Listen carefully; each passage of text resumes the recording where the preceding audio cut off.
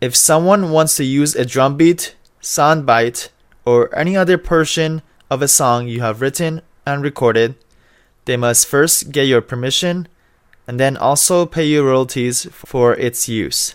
This is known as getting a license for sampling.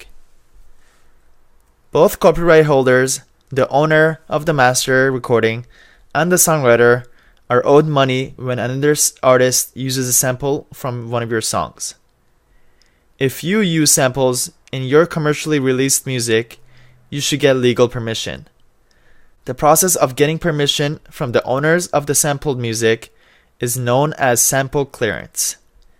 If you do not get proper permission from the person who owns the song, this could lead to lawsuits or not being able to distribute your music to the public. In general, sample clearance is required only if you plan to make copies of your work and distribute the copies to the public.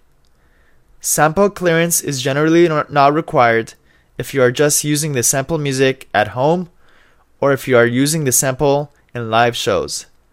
This is because usually you are not making copies and the owner of the venue pays the blanket license fees to performing rights organizations such as BMI.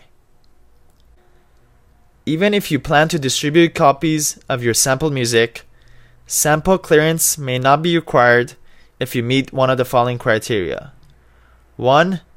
An average listener would not notice the similarities between your song and the sample.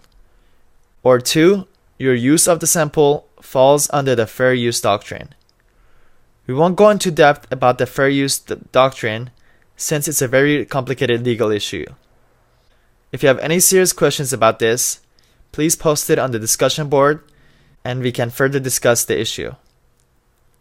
So if you find another artist sampling your song, and if their music has been commercially released and they're making a profit from the release, then you're entitled to money from the artist for sampling your music. Just make sure you're aware of this, just in case you find yourself in that situation. We'll talk further in depth about sample clearances later in this course.